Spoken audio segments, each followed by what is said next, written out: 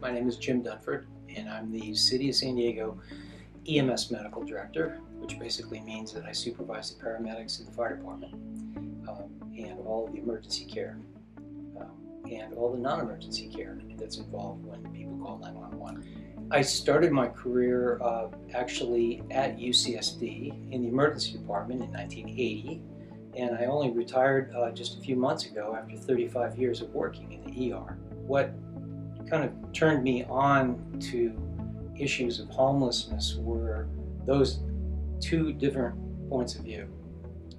Seeing what was kind of coming in the door every day, and oftentimes twice a day, and oftentimes the same person twice a day, and then what was flowing, labeled as an emergency through the ambulance systems in EMS that really wasn't. It was so obvious that this thing was a perpetuating revolving door, and that a lot of the issues did affect housing and just what we call today social determinants of healthcare.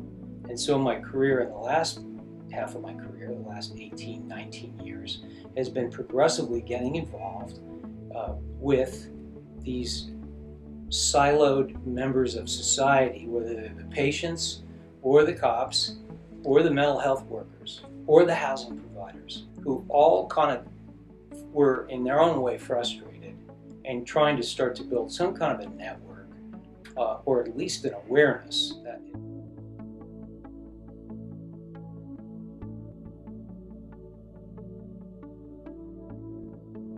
there's a small group of individuals who disproportionately use the emergency department for primary care that would be far better managed, those problems better managed in another setting, specifically a primary care setting.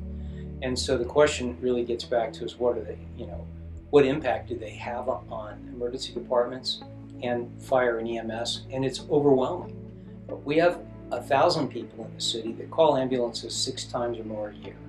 Now, think of the last time you needed an ambulance. Hopefully never. But to think that our cutoff for what we consider to be a frequent user is if you've called the ambulance 6 times. That's a lot. Now, we don't even pay hardly any attention to the population of individuals until you've called more than 50 times a year. So there were there were dozens of people that were calling more than 50 times a year. There were a couple hundred people that were calling more than 20 times a year. And so we created a program about 5 years ago that's called the Resource Access Program, and it's tailored to those super using individuals. We actually call over 20 as a super user and over 50 times a year as a mega user. And we are targeting and drilling down on the very worst of the very worst, if you will, trying to help them, realizing that there's sort of a wake effect.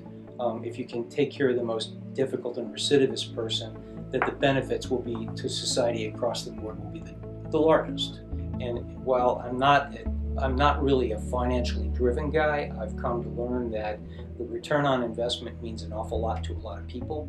And so when you take the most expensive people and you help them, you do get the greatest return on investment for your efforts.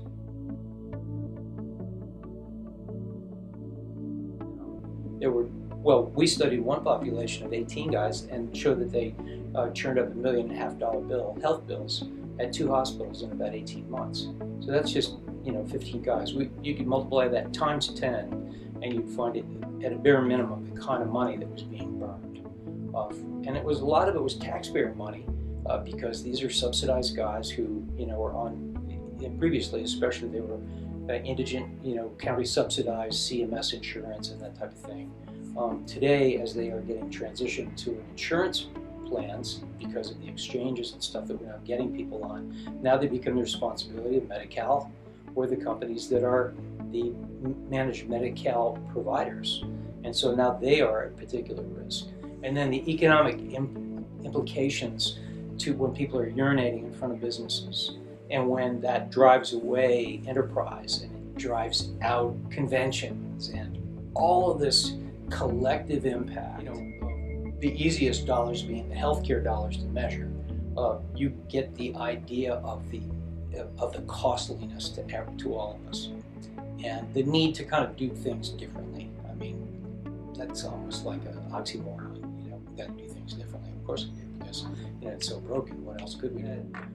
In a study I did a few years ago, just in the chronic alcoholic population, at least one bed was occupied by one of about 500 people at Mercy Hospital or UCSD's emergency room 24/7 for the entire period of the study for about 4 years. So one of the special beds was being occupied by one of these people. Not only do they sort of tie up resources in the hospital, they're taking up space where maybe 2 patients or 3 people could have been seen, but the morale of doctors, nurses, techs, security guards, policemen, firefighters, paramedics, is kind of at an all-time low when they end up going on the same person over and over again. When you know somebody by their first name and that patient knows all the paramedics by their first names, and you're taking that person to the same facility, you can imagine that everybody felt that this is just a gigantic waste of public resources. Firefighters getting pulled away to take care of a guy who they just brought to the hospital yesterday for the same problem. Meanwhile, there's a major fire that breaks out down the block. They can't come. How many children choke on a pee because a firefighter can't get there to do the Heimlich? But these frustrating issues are dragging down the ability of our safety net to do what it was supposed to do.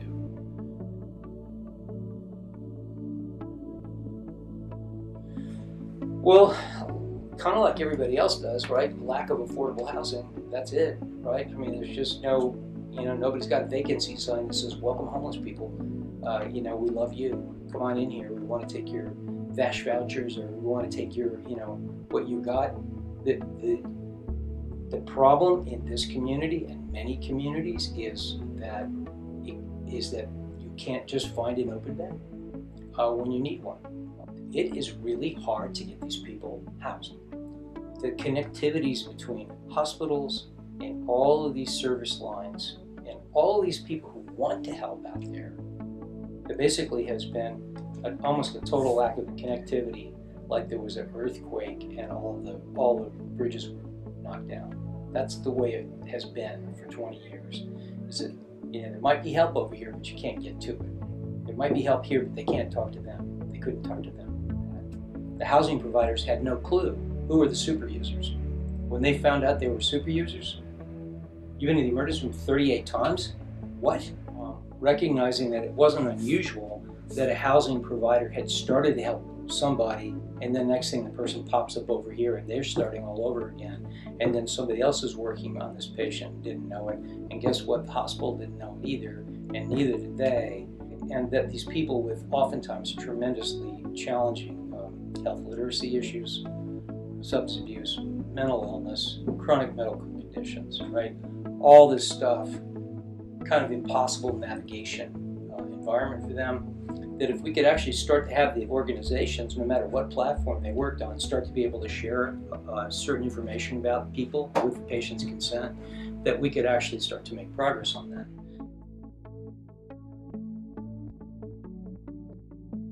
Everybody knows when it's a homeless person that housing first is the way to do this. We don't really want to shelter somebody, in a place where it's not going to work out. That doesn't work. People have to have some sense of integrity, no matter how bad their lives have been. It's the restoration of those fundamental things and so there's actually, it's not a rehabilitation, it's actually a habilitation. These people oftentimes long forgot how to take a shower, how to use a toothbrush, or even had a sense of comfort in sleeping indoors. And so these super needy people who are super expensive and who are super prematurely dying despite all the money that was being burned by taking them to emergency rooms. I mean, what in the world is an emergency room going to do other than stabilize you and send you out in 4 to 6 hours? That is the limit of it. Of what an ED could do. And the connectivities in the community were just lacking to be able to move these people toward better solutions. Some people get moved successfully to other places, but the subset I'm talking about now had failed every one of those things. And so the consequence was a churning, multi-million-dollar mess.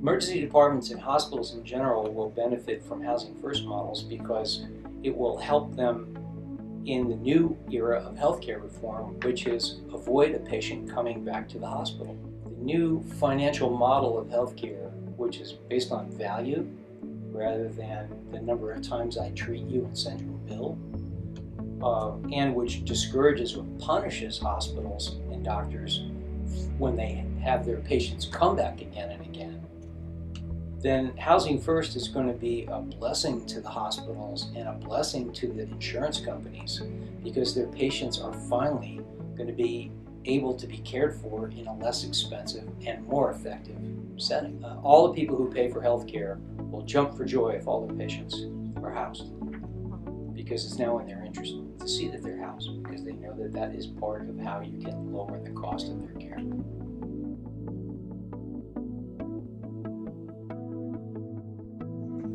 Who's not affected by homelessness, So housing first, meaning the ability to actually really get somebody a roof over their head that they can start to kind of tackle all the other difficult, complex things in their life with greater success.